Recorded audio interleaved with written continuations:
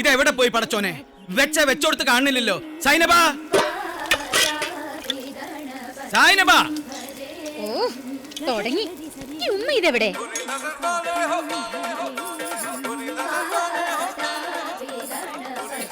ഓ ഇതുവരെ മൊഞ്ചു നോക്കി തീർന്നില്ലേ ഉമ്മ? സുറുമ തീർന്നടി. സുറുമ പത്തിരിക്കാരി നിങ്ങളൊന്ന് അടുക്കളയിലേക്ക് ചെല്ലി. ഓ ഹാലാക്കിന്റെ ഒരു അവിലും കഞ്ഞി. നേരം വെളിച്ചാകുമ്പോ തുടങ്ങും നാശം പിടിച്ചൊരു ചണ്ടയും കോയിലും. മനുഷ്യന് കണ്ണും കാതും കേൾപ്പിക്കില്ലെന്ന് വെച്ചാ എന്തേ കുന്തം. നിങ്ങളിപ്പോ കളരിപ്പയറ്റിനിറങ്ങുക കുന്തും കുറുടിയൊക്കെ ആയിട്ട്. വേണ്ട നീ. ഇന്ന് എഴുതാൻ കൊടുക്കാനുള്ള ആധാരക്കെട്ട് എവിടെ? ഈ വീട് മുഴുവൻ തെരഞ്ഞു നോക്കി, കിട്ടൂലാന്ന്. എന്ത്? ഈ വീട് മുഴുവൻ തെരഞ്ഞാ കിട്ടോ നിങ്ങളെ കക്ഷത്തുള്ള ആധാരക്കെട്ട്? അപ്പൊ പിന്നെ നിനക്ക് നേരത്തെ പറഞ്ഞൂടെ? എന്റെ അമ്മ ഇങ്ങോട്ട് വന്നേ. അല്ല ഈ കച്ചേരി ഇവിടെ തീരൂല്ലേ? കച്ചേരി അല്ലെന്ന് സംഗീത ക്ലാസ്.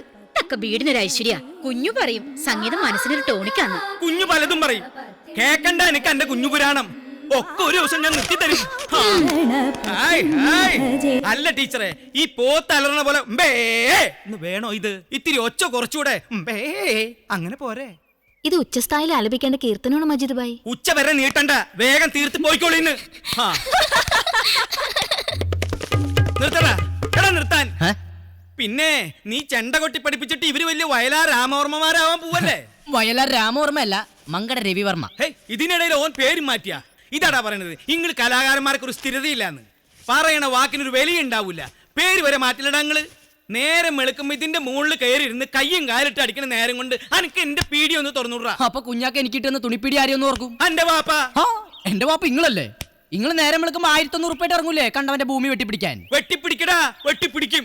അങ്ങനെ ഞാൻ ചെയ്യുന്നോണ്ടാണ് നീ മദ്ദളത്തിന്റെ മുകളിൽ കയറി ഇരുന്ന് കയ്യും കാലിട്ട് അടിക്കുന്നതും നിന്റെ ഈ ഉമ്മ സിന്ധി പശുവിന്റെ പോലെ കൊഴുത്ത് തടിച്ചിരിക്കുന്നതും. നിന്റെ കയ്യിലുണ്ടായിരുന്ന ബാഗ് അവിടെ പോയി. അതല്ല ഇത്. അപ്പൊ പിന്നെ നിനക്ക് നേരത്തെ പറഞ്ഞൂടെ? നമുക്ക് അല്ല പുയ്യാപ്പിളെ, പത്തിരി മീമോളായിട്ട് ഉണ്ടാക്കി വെച്ചിട്ട് കഴിക്കാണ്ട് ഇറങ്ങാ. എനിക്കിപ്പോ ഒരു അമ്മായി സൽക്കാരത്തിന് പറ്റിയ നേരല്ല അമ്മായി. പിന്നെ അദിനാൻ സാമിന്റെ പുതിയ CD ഇറങ്ങിയിട്ടുണ്ട്, ഒന്ന് കൊണ്ടുവരണേ. കണ്ണീ കണ്ട സ്വാമിമാരുടെ ഭജന കേൾക്കാൻ ഇറങ്ങിയിരിക്കുക തള്ള വയസ്സാം കാലത്ത്. ഒരു പെരിക്ക് പെരിക്കിനിട മക്കളെ.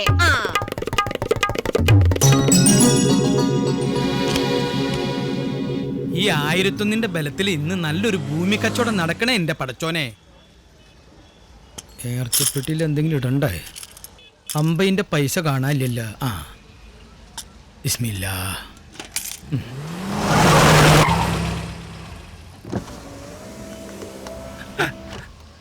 പടച്ചോനെ.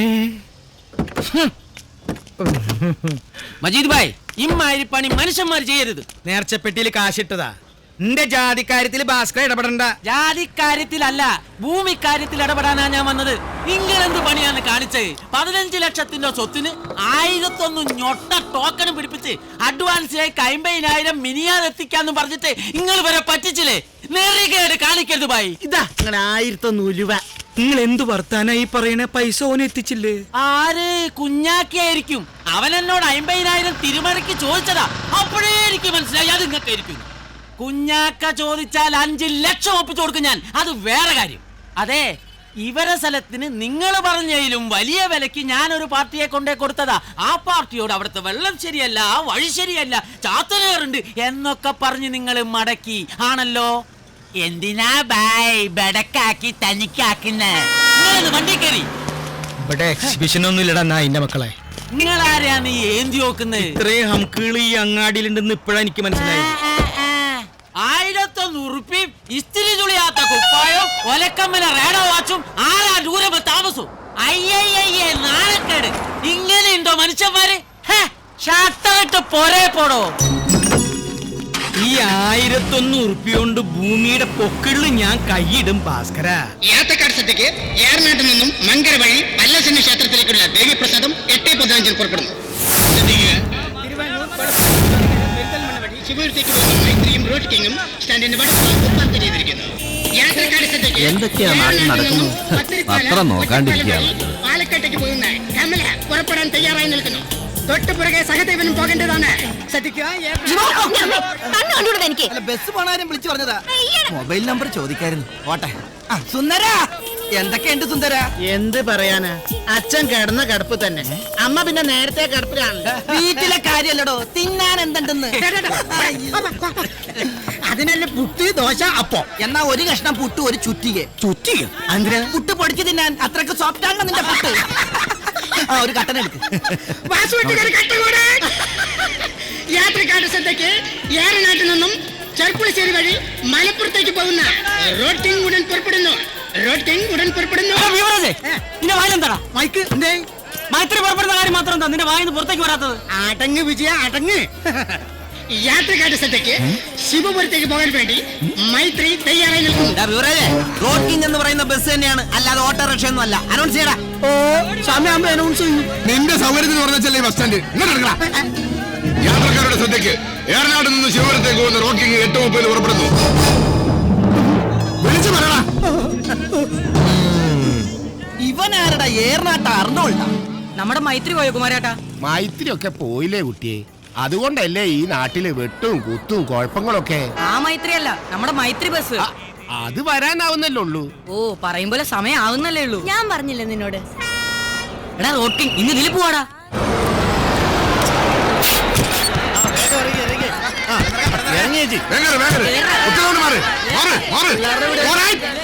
സൈനബ, അതെ കഴിഞ്ഞില്ലേ ദഫ്മുട്ട്.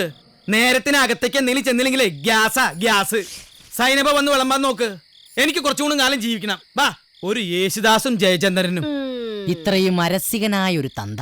വിവരം കുറവാണെങ്കിലും ഇക്കാര്യത്തിൽ എന്റെ ഉപ്പാനെ കുറ്റം പറയാൻ പറ്റൂല. ഡോ കുഞ്ഞോ, അന്റെ പെറ്റുമ്മ ആയതോടെ ഇതുവരെ ഞാൻ സഹിച്ച്.